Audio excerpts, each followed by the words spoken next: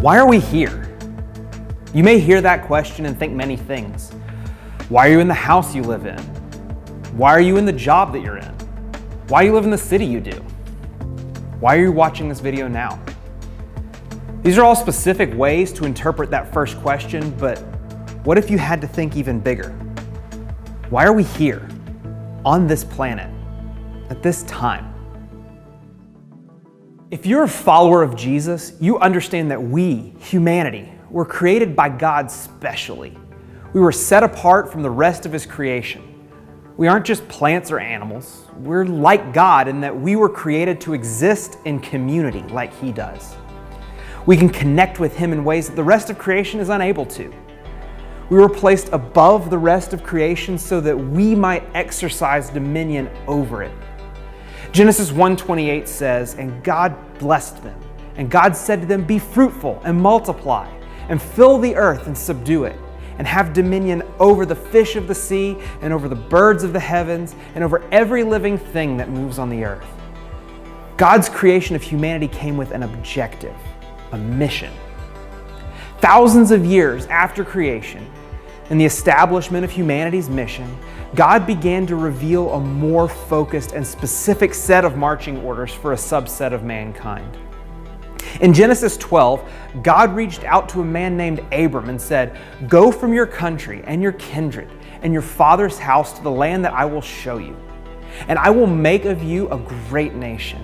And I will bless you and make your name great so that you will be a blessing. I will bless those who bless you, and him who dishonors you I will curse.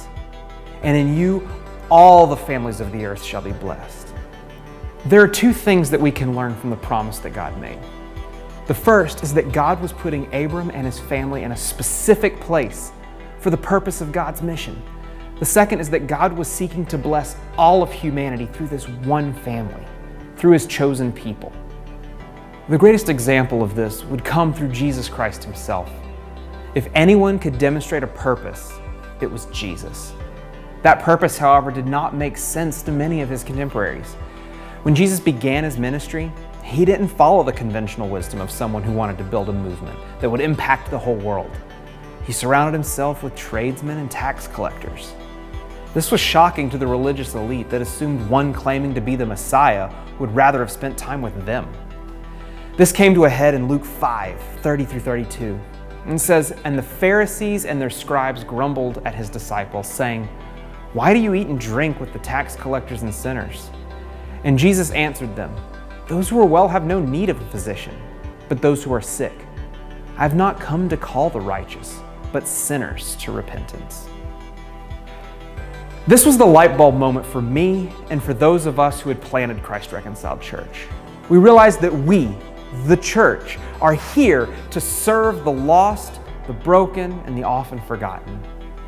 We, the people of God, have been intentionally placed on the earth with the mission of being for others, wanting their good. When the church fails to understand this mission of place, being where we are because God wants us there, we can become lethargic, more satisfied sitting in a pew every Sunday to the detriment of the whole world around us. Instead, we began to venture out, and the longer we spent trying to become part of this new community that we felt God had called us to, the more we began to realize that there was a specific crisis that the church could respond to. A group of people we'd begun to really connect with and grow to love is a population completely overwhelmed by addiction. Over the months and years following our planting the church, I saw how many lives had been affected in some way by addiction. This shouldn't have surprised me since my sister died of addiction in 1999, but I didn't realize at the time how I was being prepared to care for people with the same struggles many years later. Eventually, I found myself serving lunch alongside a friend at the Day Reporting Center, which is a prison diversion program for high-risk, high-need felony offenders with addictions. I saw how much of an uphill climb it is for people who are addicted to substances, particularly if they have a criminal record. We chatted, we ate, we did community service side by side, and I got to know people who struggled with addictions as real people with stories. Being a researcher and having studied neonatal abstinence syndrome for several years, I had already had some understanding of just how big a problem addiction is. But the more I studied and asked questions of experts and those with personal struggles, the more I became aware of the magnitude of the problem. In 2019, we learned that about 13% of the population over 12 had used some type of illegal substance in the last month. That was over 30 million people. Nationwide, neonatal abstinence syndrome is present in 1% of births, maybe a little more. But what really scares us is the number of overdose deaths in the US alone.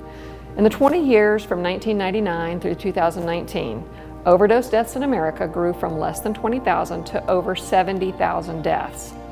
While it looked like we were beginning to turn a corner as we approached 2020, we're now learning that after COVID-19 lockdowns began, overdose deaths took a sharp turn for the worse, leading to a record number of overdose deaths from July 2019 to July 2020. We're trying so many things to stop this from happening through medical and criminal justice approaches, but people are still dying. There must be something else that can be done. These numbers may seem overwhelming, but more overwhelming has been getting to know people and families and seeing firsthand how painful the struggle is. I knew a lot of the statistics before I started volunteering with the prison diversion program. I knew there was a need, but it wasn't personal. I could think about it occasionally, even do research about addiction, but I could lay it aside and go home. Once I met people, really got to know them, I couldn't so easily turn it off or walk away. That may sound daunting, like it was a negative thing. It has not been. Through walking alongside people in their struggles, I've come to see that just my presence is valuable. Just listening and caring what someone says or showing up when I said I would show up is therapeutic. Yes, hearing the stories and sharing someone's pain or struggle is hard, but it's oh so worth it. When I was growing up, for some reason, our family decided that we were supposed to own and raise llamas. And for the most part, we treated them as pets, but like any other pet, there was a great deal of cleanup on a consistent basis. If we were going to have whatever enjoyment we could have from the llamas, we would have to be ready to deal with the mess that followed. As I began to see what it could look like to call the church to help to combat addiction, I knew just how difficult it could and would be. But I was constantly brought back to what's become one of my favorite life verses. Proverbs 14:4 says, "Where there are no oxen, the manger is clean, but the abundant crops come by the strength of the ox." Think about the wisdom in that. In a primarily agricultural economy, having animals who could bear much of the heavy lifting was vital to one's success and survival.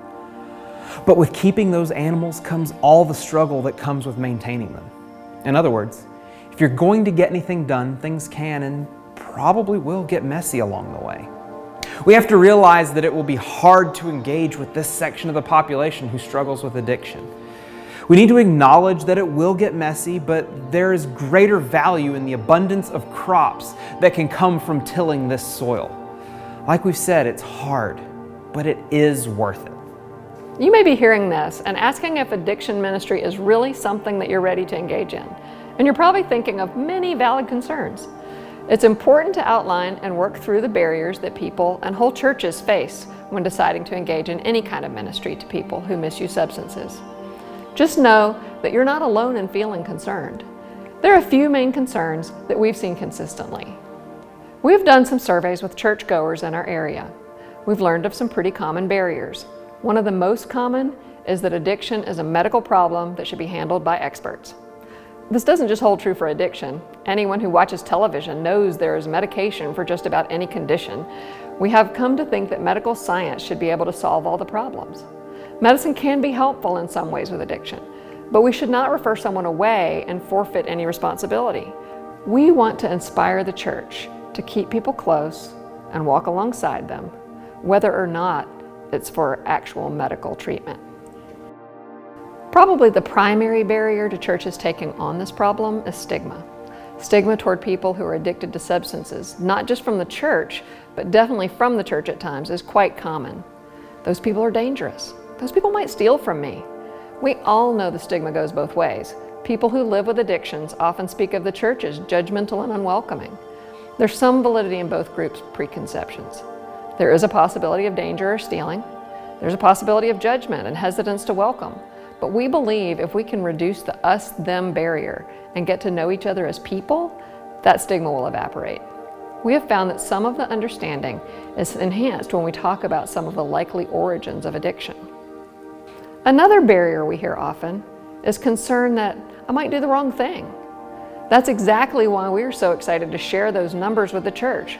We want to stir up real motivation to see things change, but then to follow up that motivation with practical how-to training that leaves the church feeling like it is equipped to accomplish great things. Again, if you're feeling any or many of these concerns, our intent is not to leave you feeling ashamed. We have experienced all of these things ourselves and still do at times. Instead, our hope is that the value we learn to see in addiction ministry will cause the barriers that keep us from engaging to seem less daunting. Like we said, we've been energized as we have built relationships with people who were struggling with addiction and their families. We found ourselves being more and more motivated to love them, incorporate them into the church. Learning about something called trauma-informed care really was a game changer in how we found ourselves looking at people and their circumstances. While there isn't nearly enough time to go into great depth on this, knowing how to know people has been truly life-changing. Let me briefly explain the origins of trauma-informed care and why it has been so influential. There was a study done back in the 90s that showed that adversity experienced in childhood, abuse, neglect, is very predictive of health in adulthood. It's also very predictive of addiction. When we're threatened or stressed, our bodies naturally respond in survival mode. You may have heard the term fight, flight, freeze. Those are our responses to threat. We know that ongoing stress or neglect or abuse in childhood actually builds the child's brain to constantly be primed to survive, to deal with threats through these responses. This is why we often see traumatized children lash out or withdraw. Those responses last into adulthood. We also know one reason people use drugs may be to calm those feelings, to self-medicate. Understanding this really helped me to have more empathy for people, rather than thinking that person is irresponsible and commits crimes so they can get drugs or get high. I began to see this may be a desperate person who just has no other way to cope. They're just trying to survive. That doesn't mean that crime is excusable or the person isn't responsible for their actions. We all are. But it very much motivates me to want to come alongside someone and help them learn new ways to cope. Trauma-informed care is just that, having empathy for someone who's been traumatized somehow and understanding they may be doing the best they can at this point. But we don't want to leave them there. We want to help them capitalize on their strengths and come up with a better way to cope. Having fully immersed ourselves in trauma-informed care and existing as a church in a high-need area, we really felt like we were being called to commit fully to helping the church see its potential in serving in this way. After lots of planning and working with multiple other nonprofit and medical organizations, Uplift Appalachia was founded in July of 2019. Our mission is to inspire and motivate the church to be the solution to the addiction crisis that we're facing as a nation. But more than to just say, you should do something, we also want to offer training and practical concepts to the church that they can use to get started. We believe that an intrinsically motivated church is the key to making an earth-shaking impact. We say intrinsically motivated because we've seen that when volunteers are merely trying to check a service box but are not deeply connected to the mission, their enthusiasm can fade. When people are passionate about the need and their role in the solution, there's much more longevity in their effectiveness. They stick with it more because this is something they want to do, not something they have to do. We believe that if we develop an intrinsically motivated church, that they can be shown inventive ways that they can intercede in people's lives in a powerful way. We call that inventive way wraparound care. We define wraparound care as intentionally increasing interpersonal connection. And we believe that it is the key to lasting change in the overwhelming addiction statistics we referenced before. This is because interpersonal connection or community is rooted in how we as humans were designed. Remember when we saw the huge uptick in overdose deaths when COVID-19 led to mass social distancing? It left people who desperately need a structured support system with less access to connect with others, the very thing we know they need. At the same time God gave humanity its mission, He established that we needed to accomplish this mandate with others. It's when we have a deep connection with others that we are most capable of flourishing. There's so much in this simple idea that we're excited to help teach. It's changed everything about the way that we try to exist within the church. We think it will be of great value to the rest of the church as well. We're excited to help churches and organizations that need motivated volunteer bases and individuals understand wraparound care and find simple solutions for applying it to their current endeavors. We're ready to help provide application in areas that we know are the most needed areas for the population that struggles with addiction, specifically through ride sharing and housing. I already asked you why you're here, but now I want to ask a few more things.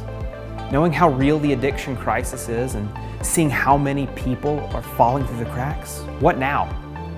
The church is filled with the very people who should understand their God-given mandate to go to the least of these, the sick. If the church isn't going to step up and serve, then who will? People are dying at an alarming rate. So if we aren't going to step up now, when will we? What could be more urgent? Why are you here?